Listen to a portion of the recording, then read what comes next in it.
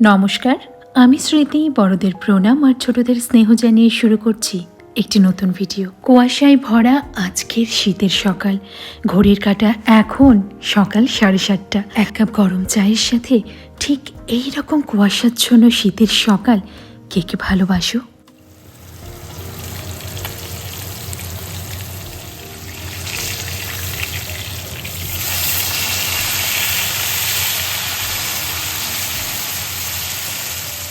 এবারে শীত কিন্তু বেশ জাঁকিয়ে পড়েছে। একটা কনকনে ঠান্ডা প্রতি মুহূর্তে অনুভব হচ্ছে। মাঝে মধ্যে বিরক্তও হয়ে পড়ছি, কিন্তু যখন মনে আসছে যে সেই প্যাচপ্যাচে চ্যাটচ্যাটে গরমের কথা, তখন মনে হচ্ছে এ তো ঢের ভালো।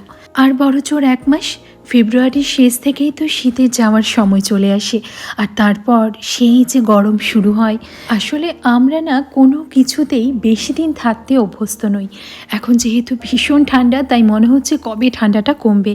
যখন প্রচণ্ড গরম পড়ে তখন মনে হয় আবার কবে ঠান্ডা আসবে। সত্যি কথা বলতে আমরা সময়ের মূল্যটাই দিতে জানি না। এদিকে সকালের রান্নাবান্না নিয়ে বসেছি।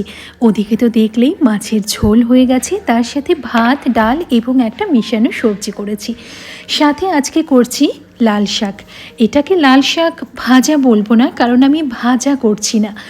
আর এই লাল শাকটা দেখবে এমনই একটা শাক যেটা বাচ্চারাও খেতে ভালোবাসে। অন্যান্য শাক বাচ্চাদের একটু জোর করে খাওয়াতে হলেও এই লাল শাকটা বেশিরভাগ বাচ্চাই হাসি মুখে খেয়ে নেয়। এটার একটা ইন্টারেস্টিং পার্টও আছে। ভাতে মাখলে দেখবে হাত লাল হয়ে যায়, ভাত লাল হয়ে যায়। আর বাচ্চারা তো ওই সব খাবারের গুণাগুণ তো বোঝে না, ওরা আকর্ষণীয় বিষয়টাই বেশি পছন্দ করে। এটা হয়তো ওদের আকর্ষণীয় মনে হয়। আজকে এই লাল শাক রান্না করছি, তবে দেখো শাকগুলো না ভীষণ কচি আর ছোট ছোট। ওই একটা একটা করে পাতা বাছার প্রয়োজন নেই, সেই জন্য ওই নিচের দিকে যে শেকড়টা আছে সেটা একটু বেশি করে কেটে নিচ্ছি, তাহলেই হয়ে যাবে। কারণ ওপরের যে ডাঁটাটা আছে সেটা একদম কচি, ফেলার কোনো প্রয়োজন নেই। শাকগুলোকে ওই শেকড়টা আর কি কেটে বাদ দিয়ে দিয়েছি। আর এখানে না আরও অনেকটা রয়েছে, এতটা প্রয়োজন নেই। যতটা আমি নিলাম ততটাই আজকের মতো হয়ে যাবে, এটা অন্য একদিন করে নেব। প্রথমে তো শাক ভালো করে বারবার জল পাল্টে পাল্টে ধুয়ে নেব, কারণ শাকে প্রচুর বালি, মাটি এইসব তো থাকে। তার সাথে সাথে পোকামাকড়ও থাকার একটা সম্ভাবনা থাকে। মাঝে মধ্যে তো নুন হলুদ জলে 5-6 মিনিটের জন্য শাককে ভিজিয়ে রাখি, তারপর এরকম ঝুড়িতে করে জলটা ছেঁকে ফেলে দিই। শাক কাটার আগেই খুব ভালো করে বারবার জল পাল্টে যতবার ইচ্ছে পরিষ্কার করে ধুয়ে নাও। কাটার পর শাক নাকি আর ধুতে হয় না, তাহলে তার যে গুণাগুণ সেটা সেই জলের মাধ্যমে অনেকটাই চলে যায়। যাই হোক, এই শাক কাটা আমার কাছে বিশাল বড় একটা কঠিন কাজ বলতে পারো। অনেকেই খুব সুন্দর দা বা বটির সাহায্যে একদম ছিঁড়ি করে শাক কুচিয়ে নেয়। আমার দ্বারা সেটা তো একেবারেই সম্ভব নয়। কিন্তু সম্ভব নয় বলে কি হার মানলে চলবে? কোনো একটা উপায় তো অবশ্যই বের করতে হবে। তাই বলতে পারো আমার শাক কাটার পদ্ধতি এটি। আর এভাবে কাটলে বোঝার উপায় নেই যে এটা আমি বটিতে কাটিনি বা সেরকম ঝিরি করে কাটিনি। ওই চপার বোর্ডটা যে আছে সেটাকে একটা গামলা বা যাই হোক বড় বাটির উপর কিংবা ঝুড়ির উপর হলেও এরকমভাবে বসিয়ে নিই। আর তারপর চাকু দিয়ে যেমন ইচ্ছা তেমন কেটে নিই। একদম ঝিরি মতো হয়ে যায়, কারণ প্রথমে এরকম নর্মাল কেটে তার উপরে কতবার যে চাকু চালাতে থাকি, তাহলে একদম ঝিরি মতো হয়ে যায়। আর চপার বোর্ডটা যেহেতু শাক অনেকটাই থাকে, বারবার ভরে যায় এবং সেটাকে সেখান থেকে সরিয়ে দিতে হয়। তো এরকম গামলার উপরে যদি কাটি তাহলে সঙ্গে সঙ্গে দেখো নিচে গামলার মধ্যে কাটা শাকটা চলে যাচ্ছে। আমার ভীষণ সুবিধে হয় এইভাবে কাটতে, তো সেই জন্য আমি এই পদ্ধতিতেই শাক কাটি। অনেকেই আছো হয়তো যারা বটিতে খুব সুন্দর কুচিয়ে শাক একদম ঝিরি করে কেটে নাও।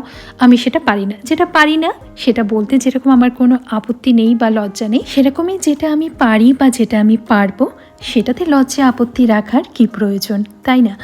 আজকে এর মাধ্যমে তোমাদেরকে একটা ছোট্ট উদাহরণ দিলাম। আসল কথাটা হলো, জীবনে অনেক সময় আমরা কোনো কিছু না করেই হার মেনে নিই।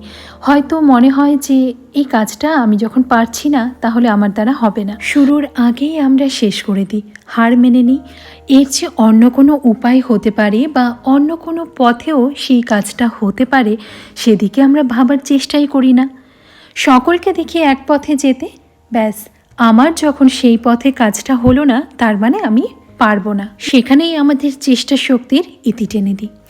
একটু যদি চিরাচরিত প্রথার বাইরে গিয়ে একটু অন্যভাবে সেই কাজটাই আমরা অন্যরকমভাবে করার চেষ্টা করি, সবাই যেভাবে সাফল্য পাচ্ছে আমার জীবনের সাফল্যও যে ঠিক সেইভাবেই আসবে, সেই পথেই আসবে সেটা তো নাও হতে পারে। কখনো কখনো আমাদের সাফল্যের পথ আমাদের নিজেদেরই তৈরি করতে হয় এবং সেটা সবার মধ্যে থেকে বেরিয়ে হয়তো একটু অন্যরকমভাবে, হয়তো একটু আলাদাভাবে।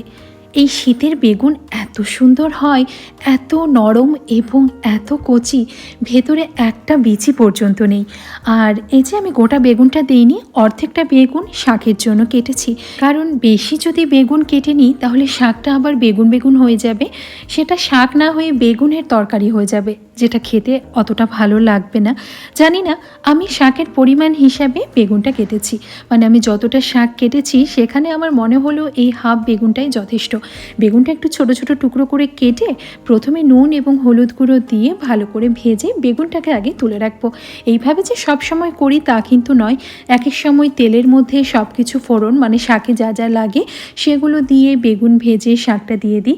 তবে আজকে এই বেগুনটা আলাদা করে ভেজে নিয়ে শাকটা করছি। এরকমও মাঝে মধ্যে করি যখন হাতে সময়টা বেশি থাকে। সব কিছুই তো সময়ের উপরেই নির্ভর, যখন যেদিন যেরকম সেদিন ঠিক সেইভাবেই আমাদের চলতে হয়। আচ্ছা, তেলের মধ্যে আমি শুকনো লঙ্কা এবং কালো জিরে ফোড়ন দিয়েছি, তারপর পেঁয়াজটা খুব পাতলা পাতলা করে কেটে নিয়েছি। শাকে পেঁয়াজের পরিমাণ একটু বেশি দিলে সেই শাকটা খেতে ভালো লাগে। শুধু পেঁয়াজ নয়, রসুনের পরিমাণটাও। লাল শাক সবাই, এটা সাধারণ রান্না, সবাই রান্না করতে পারো, ভীষণ ভালো রান্না করো। এটা নতুন কোনো রেসিপি নয় যে আমি দেখাচ্ছি, তবুও আমি কিভাবে রান্না করি সেটাই তোমাদের সাথে শেয়ার করছি।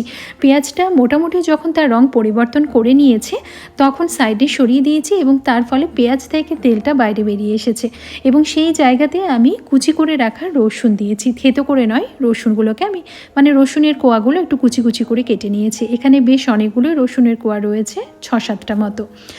রসুনের কোয়াগুলো যখন লালচে হয়ে গেল তখন ওই পেঁয়াজের সাথে আবার একসাথে ভাজা ভাজা করে নিচ্ছি এবং এর মধ্যে দিয়ে দেবো কাঁচা লঙ্কা কুচি। খুব বেশি ঝাল হবে না, কারণ শুকনো লঙ্কা দুটো দিয়েছি ঠিকই, কাঁচা লঙ্কাগুলোতে না একদম ঝাল নেই। এবারের কাঁচা লঙ্কাগুলো শুধু ফ্লেভারই রয়েছে, ঝাল সেরকম নেই, তাই আমি বেশ অনেকটাই কুচিয়ে দিয়েছি। তারপর এই যে কুচিয়ে রাখা শাক দিয়ে এবার ভালো করে ভাজা ভাজা করব। যদিও খুব বেশি ভাজা ভাজা করার অবকাশ নেই, কারণ এই শাক দেওয়ার মাত্রই জল বেরোতে শুরু করে। আর এই যে এক কড়াই ভর্তি শাক, এ তো জানোই গলে কতটুকু হয়ে যাবে এবং কড়াইয়ের কোথায় পড়ে থাকবে। আচ্ছা, শাকটা একটু নাড়াচাড়া করার পর আমি পরিমাণ মতো নুন এবং হলুদ গুঁড়ো দিয়েছি। শাকে নুনের পরিমাণটা একটু বুঝে শুনেই ব্যবহার করতে হয়, কারণ প্রথমে পরিমাণটা বেশি লাগলেও শেষে কিন্তু এই দেখো জল বেরিয়ে গলে ঠিক কতটুকু হয়ে গেল, আরও কমে আসবে। আর সেই কারণে নুনের পরিমাণটা একটু বুঝেই দিতে হয়। প্রথম দিকে অল্প নুন দেওয়াই ভালো, পরে যদি মনে হয় যে আরও লাগবে সেক্ষেত্রে মিশিয়ে নেওয়া যেতে পারে। আচ্ছা, ঢাকা দিয়ে কিছুক্ষণের জন্য রেখেছিলাম, এতে শাকটা খুব সুন্দর নরম হয়ে গেছে। এই মুহূর্তে দিয়ে দেবো ভেজে রাখা বেগুনগুলো।